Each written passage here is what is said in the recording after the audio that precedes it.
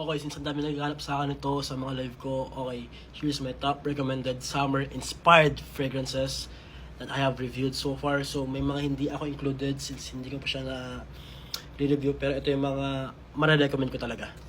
Okay, so when we are talking about summer fragrances, we're looking for that fresh, spicy, citrusy, aquatic type of scent. Syempre with a hint of floral or woodiness or muskiness sometimes, pero as always, we wanted to avoid sweet fragrances, so hindi dito i-include si Ultramil. Sa mga Ultramil fanboys dyan, walang Ultramil dito. Umpisa natin ang video na to with Enzo Scent Acqua di Gio.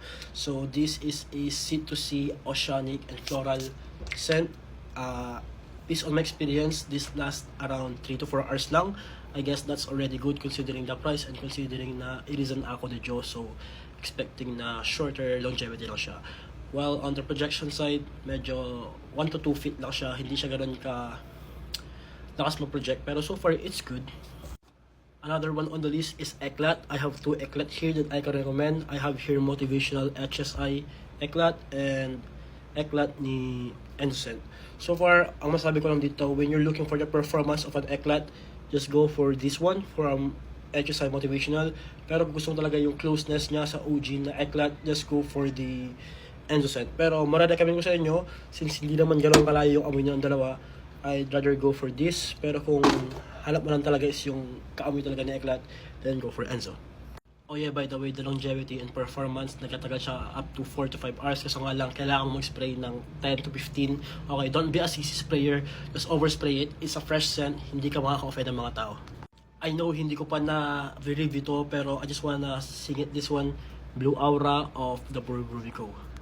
So, Blue Aura is a citrusy, peppery, aquatic type of scent.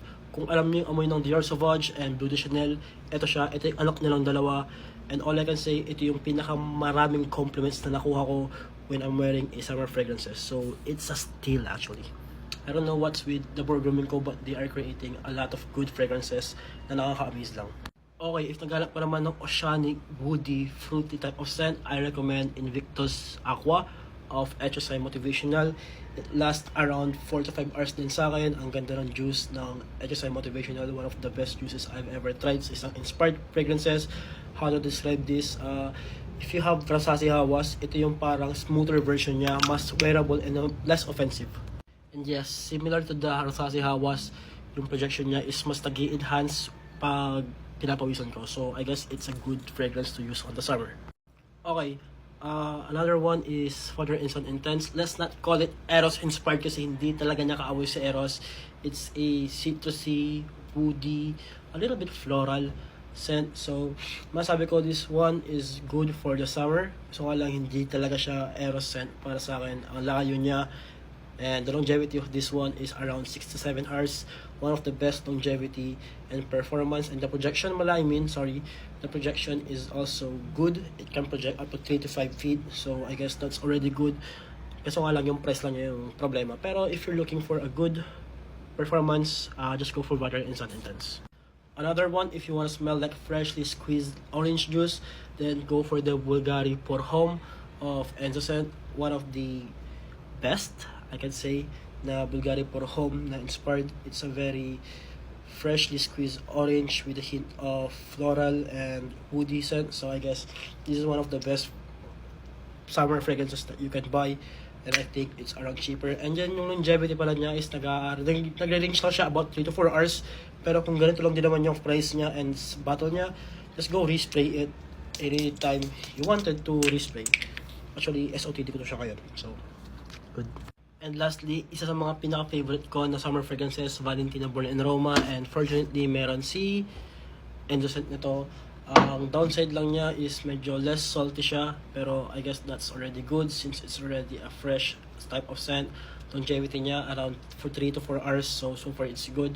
I don't know what's with Enzo Scent, pero ganun lang yung longevity na experience ko when it comes to their fresh scents. Actually, meron pang dalawa pero wala na akong sample nila. Pero I have here the Extreme ni HSI Signature Premium and also Hawas ni Enzo Scent. So far, yun lang yung mara-recommend ko. Alam ko, marami pang ibang summer fragrances na pwede ko ma-recommend. Kaso nga lang, wala pa ako na-try sa Percent and other brands. So far, yun lang yung mga pwede ko ma-recommend. Yeah, yun lang.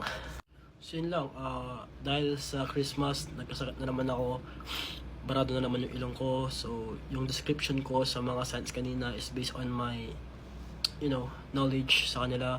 And maybe mali ako, maybe tama ako, I apologize for that. Pero yun yung mga mararecommend ko. And yes, gagawa ko ng everyday and then night or cold weather fragrances na recommendation. Pero so far, yun lang muna. We will focus on inspired and then later on, we will go to the OGs or mga Middle Eastern. And update nga pala sa giveaway. Unfortunately, yun nga, may sakit ako so I cannot finish the treasure scents as of now. Pero once I'm done, pipili tayo doon.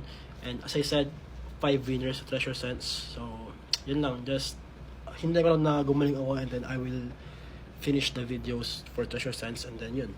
Giveaway tayo guys. Yun lang. Peace.